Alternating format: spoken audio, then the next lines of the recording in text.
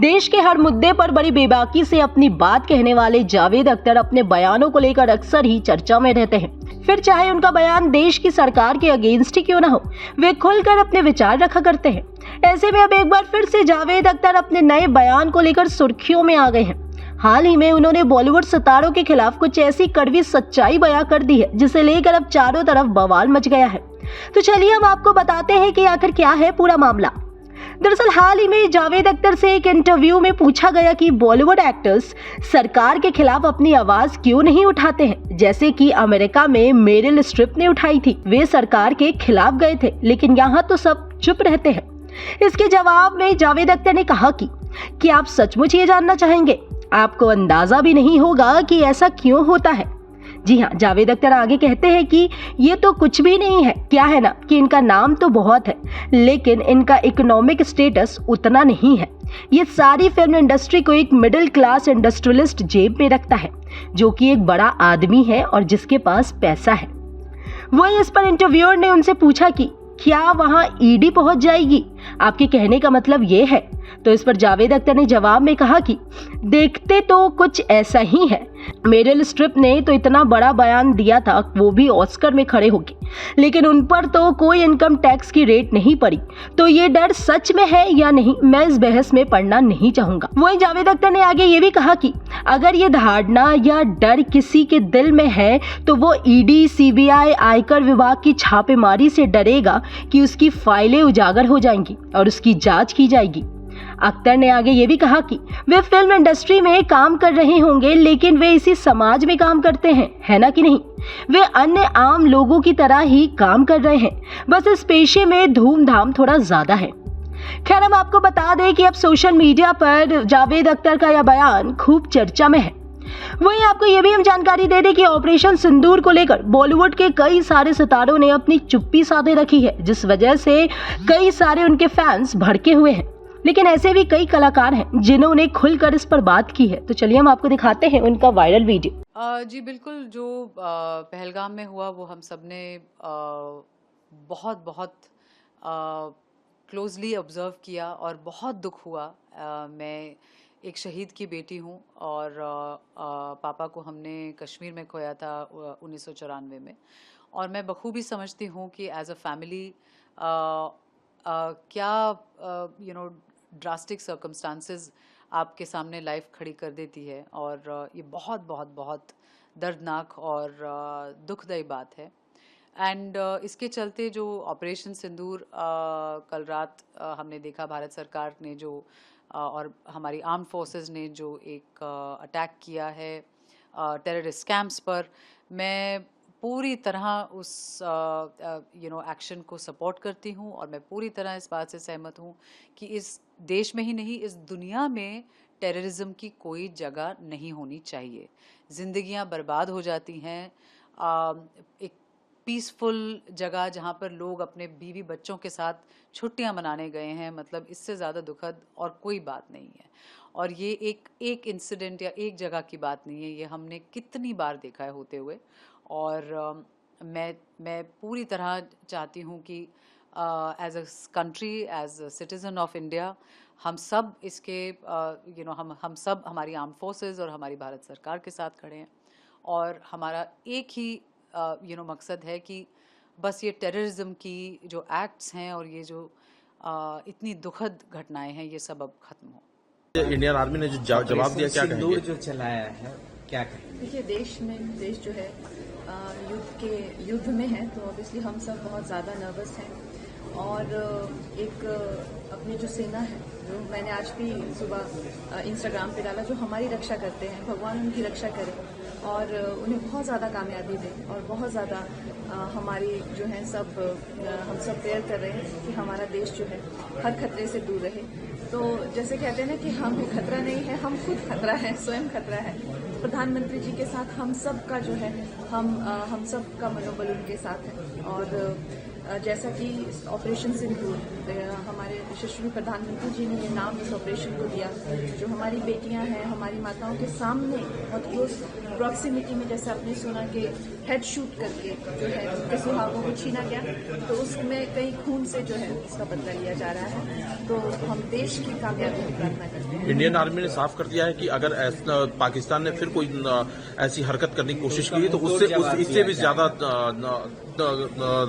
जोरदार तरीके से जवाब होगा। बिल्कुल, देश है पूरा विश्व बहुत नाजुक दौर से गुजर रहा है। अगर आप देखें तो हाँ, चाहे वो रशिया यूक्रेन हो या और देश जो इस तरह के वॉर में एंगेज हुए हैं, आप देखिए उनकी कितनी ज्यादा हानि हो गई। अब हमारा देश जो है चौथी सबसे बड़ी अर्थव्यवस्था बनकर तीसरे नंबर पे जा रहा है। अभी हमारा यूके के साथ में जो डील हुआ है, जिस तरह से सारी आईफोन की यहाँ पे, तो लोग जो है हमसे जलेंगे और हमें जो है किसी तरह से नुकसान पहुंचाने की कोशिश करेंगे। लेकिन यही फायदा होता है जब आपके पास एक full time working prime minister होते हैं। अगर आपके पास पार्ट टाइम वाले होते हैं तो आपने पहले देखा है कैसे रोना धोना करके जो है वो अमेरिका जाते थे। लेकिन ये फुल टाइम प्राइम मिनिस्टर हैं और इन्होंने जो है जो कहते हैं कि हाथों में इनके तलवार है और साथ में कमल का फूल भी है, तभी तो हम इन्हें अवतार। अब सबको मेरा नमस्कार। ये जो हादसा है ना, इसको बयान करना भी बहुत मुश्किल है। सोच भी नहीं सकता था आदमी कि अब इस वक्त जब चीजें ठीक हो रही है और जिन लोगों का दम वो भरते थे उन्हीं लोगों की खुशियां छीन ली। और टूरिस्ट जो होता है ना, हम जब जाते हैं हर जगह स्टेटों में जाते हैं, टूरिस्ट को लोग भगवान मानते हैं, उसकी इज्जत होती है। लेकिन यहां इस तरह ये सलूक, आदमी बहुत तकलीफ पहुंची हमको। ये बात सही है कि मैं कुछ दिन बाद 28 को मैं कटरा में था, मैं 3-4 दिन वहां रहा। वहां मैं कुछ लोगों से इसलिए मिला कि मैं एक मैसेज देना चाहता था कि वैष्णो देवी के यहाँ सब ठीक ठाक है। लेकिन वो जो वहां पहलगाम में जो हुआ है, बहुत तकलीफ हुई उससे। उसके बाद जो रिएक्शन हुआ है, कभी कभी इस तरह के हादसे जब होते हैं तो वो आपको सोचने पे मजबूर कर देते हैं, एक होने पे मजबूर कर देते हैं। क्या कहना चाहेंगे ऑपरेशन सिंदूर के बारे में जो इंडियन गवर्नमेंट ने किया है? मैं सराहना करना चाहता हूं पीएम मोदी साहब का, क्योंकि ये जो हादसा है ये किसी एक के, दो का, 10-50 के बस का नहीं था, ये सरकार के ही बस का है। लेकिन सरकार ने जिस तरह मिलके जो सोचा है वो हम भी नहीं सोच पा रहे थे। हाँ, बहुत से लोगों के दिमाग में आ रहा था क्यों नहीं हो रहा, उनका तो ये था कि फटाफट जवाब मिल जाए। लेकिन सरकारें उस तरह बिहेव नहीं करती हैं, सरकारें उस तरह नहीं चलती, उनका एक अपना तरीका होता है। लेकिन जब सब कुछ हुआ तो हमें पता चला कि किस तरह सारी दुनिया को मोदी सरकार ने साथ में लिया, सबको इन्फॉर्म किया, सबको बताया कि हमारे साथ क्या हुआ है और इसके माने क्या है। उसके बाद जो किया है सरकार ने, मुझे लगता है उसमें पूरा देश जो है सरकार के साथ में है। ऐसा स्टेप जो उठाया उसमें हम सब परेशान। हर चीज की एक हद होती है यार, कहां तक जाओगे आप? हम जरा सा खुश हुए, हम देखो हैरान, मैं एक छोटा सा स्पोर्ट्समैन भी हूं और मेरी सोच वैसी है। वहां के स्पोर्ट्समैन ये महसूस करते हैं कि स्पोर्ट्स ही एक दूसरों को नजदीक ला सकती है। लेकिन आप क्यों नहीं बोल रहे?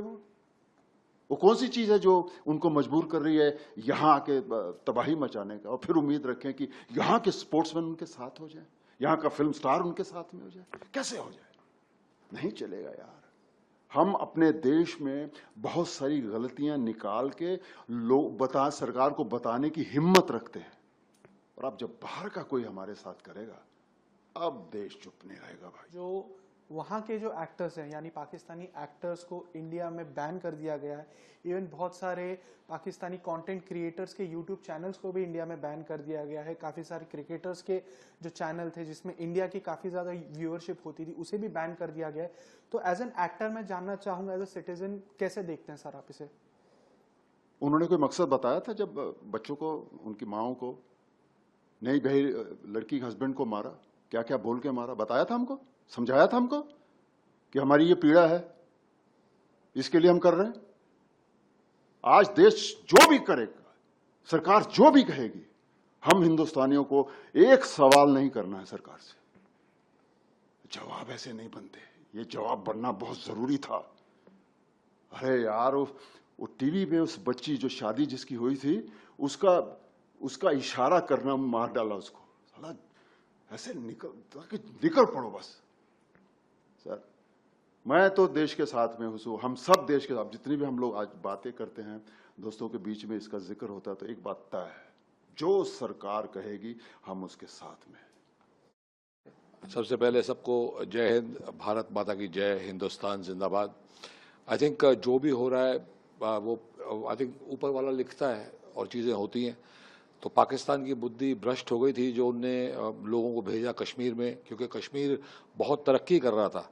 आपको मैं बताना चाहता हूँ कि मैं कश्मीर कॉलेज टाइम में गया था और मैंने कसम खाई थी इस धरती में वापस कभी नहीं जाऊँगा, बिकॉज वहाँ के लोग, उनकी थिंकिंग ठीक नहीं लगी थी मुझे। लेकिन अब slowly I think government change होने के बाद, काफ़ी सारी चीज़ें चेंज होने के बाद काफ़ी लोग बदल चुके थे and things were improving drastically. इतने टूरिस्ट कश्मीर जाने लगे थे, मैं भी कभी सोचा था कि क्या पता एक बार फिर कश्मीर जाना पड़ेगा, क्योंकि लोग शायद उन्हें अक्ल आ गई है, शायद सुधर गए हैं, पर ऐसा नहीं हुआ। एंड उससे पहले ये हादसा हो गया। ये हादसा पाकिस्तान ने करके बहुत बड़ी गलती की है, क्योंकि पहले बार कश्मीरी भी हिंदुस्तान की तरफ आए हैं। सब पूरा का पूरा इंडिया एक हो गया, हिंदू मुस्लिम सिख ईसाई। एंड ये पाकिस्तान को बहुत ही बड़ी गलती की जो सज़ा भुगतनी पड़ रही है, operation Sindoor, that is just fantastic. मैं पहले ही ट्वीट कर चुका था कि जिसने भी ये नाम दिया उसको मेरी तरफ से कोटि कोटि प्रणाम। ऑपरेशन सिंदूर हमारे दिल को छूता है। लोग बोल रहे हैं मोदी जी ने दिया, तो वो मोदी जी तो खैर इंसान नहीं भगवान टाइप है, इतने ब्रेनी हैं कि आई थिंक डेफिनेटली उनने दिया होगा। जो हमारी दो बेटियां आई हमारे देश की, वो दिखाती हैं, दर्शाती हैं कि हम कितने स्ट्रांग देश हैं। हमारे हिंदू मुस्लिम सिख ईसाई सब एक हैं, and that is our India. हमारे जो मुसलमान भाई हैं इंडिया के अंदर, वो बहुत ही अलग टाइप के हैं, वो बिल्कुल अमन प्रिय हैं। लेकिन ये जो बाहर से आ रहे हैं, बांग्लादेश से आ रहे हैं, पाकिस्तान से आ रहे हैं और यहाँ रह रहे हैं, वो अमन और शांति को खराब करते हैं, भंग करते हैं। इन सबको निकाल के बाहर फेंका जाए। And I am with the government is fantastic. जिस तरीके से उनने रिस्पॉन्ड किया है, जो हमारे बाकी सब जो आर्मी के लोग, नेवी के लोग, एयरफोर्स के लोग, उन्हें जितने भी सल्यूट किए जाएं वो कम है। We are so proud of you all, we are so proud of our ministers, our government, that कोई भी इसके सामने आई थिंक एक भी वर्ड बुरा नहीं बोल सकता। एंड ये सबक सिखाना बहुत जरूरी था, because the whole world is watching. हमने पाकिस्तान को अटैक नहीं किया है, हमने टेररिस्ट को अटैक किया। We try to kill terrorism. India doesn't attack, India has never attacked anybody in its life. We have never started a war, but terrorist होएगा तो घर पे घुस के मारेंगे, मोदी जी ने कहा और मोदी जी ने कर दिखाया। एक्टर पॉइंट ऑफ व्यू से मैं जानना चाहूंगा आपसे, जो इंडियन गवर्नमेंट का एक डिसीजन है एंड काफ़ी सारे फिल्म ऑर्गेनाइजेशन का भी डिसीजन है कि पाकिस्तानी एक्टर्स को बैन किया जाए, उनके यूट्यूब चैनल्स को बैन किया जाए, उनके सोशल मीडिया अकाउंट्स को बैन किया जाए। इसमें काफ़ी सारे क्रिकेटर्स भी थे जिनके यूट्यूब चैनल्स को बैन कर दिया है, सोशल मीडिया को बैन कर दिया है। क्या कहना चाहेंगे? सिर्फ बैन नहीं, जिंदगी भर ये कभी भी लाइफ में वापस अलाउ नहीं होने चाहिए to operate in India, to have Indian followers, or to even be seen on YouTube. They should be banned for life.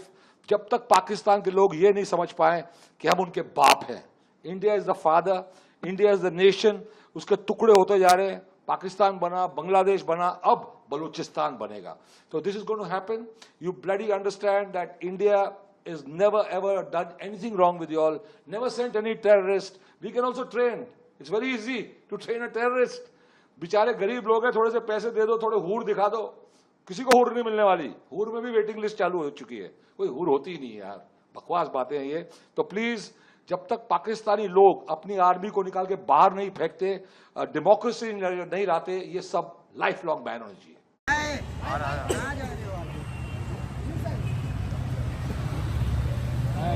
Sir अंदर आ जाओ ना, अन्ना अन्ना अंदर आ जाओ ना। सर थोड़ा पीछे, सर थोड़ा पीछे, थोड़ा पीछे। Sir wait, sir wait. अरे यार, हाँ नहीं नहीं बहुत भाई। सर सुनिए सर, एक सोलो वेट वेट वेट अन्ना। सर ऑपरेशन सिंदूर के बारे में क्या कहना चाहोगे?